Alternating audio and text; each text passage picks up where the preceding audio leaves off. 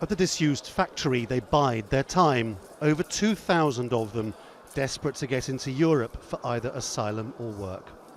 But Hamid is going to have to wait a bit longer before breaking cover again. The Croatian police broke his arm in 3 places a few days ago. If they deported you in the daytime, they don't beat you that much. But if it's the night shift, they beat you as much as they can. And do a lot of people in here, do they all say the same thing? Yes. Some of them got beaten, some of them not beaten, It depends on how many times you try game. We call it a game, I don't know if you know it. Mm. If you lose it, you come back again here. Strange game, huh? It's a strange game, yeah. To get into the European Union from Bosnia means crossing the mountains, and the game involves dodging the Croatian police. They are now widely accused of brutal assaults, routine theft of money and phones, occasionally shooting migrants. A group of officers raised the stakes recently, writing a joint anonymous letter admitting it and claiming they were being told to do it. They are using illegal ways of communicating, like through WhatsApp or Viber or through private phones. So none of this is being logged. Yes, yeah. So nothing is controlled. Nobody knows what the content of these exchanges were.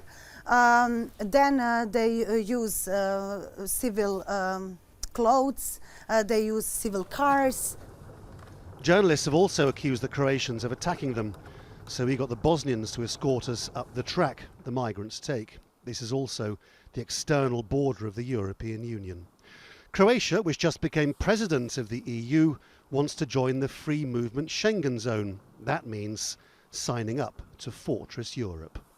Last year, nearly 50,000 people left Bosnia and entered the European Union here illegally. And once they'd done so, Croatia was far happier to let them carry on to Italy or wherever than hear their asylum claims. In that sense, many people think that Croatia's tough guy act towards the refugees and migrants is really a game of its own, designed to prove to the European Union how good it is at security. Over the last few days, the great and the good from the European Union have been in Croatia, and the Prime Minister has spent every news conference stressing how committed his country is to border enforcement. He always glosses over questions about police brutality. From a legal perspective, violence at the borders is never acceptable. It's acceptable to... It's illegal, isn't it? It's illegal, yes. And it is of course acceptable for a country to protect its borders and to monitor and to prevent people from coming in accordance with international standards. But it is not acceptable to use violence. The apparent tolerance of police violence towards asylum seekers here is the starkest illustration of how the EU now regards security as the only game in town. Migration flows are not what they were a few years ago, but nor are human rights. Laurence, Al Jazeera, on the Croatian border.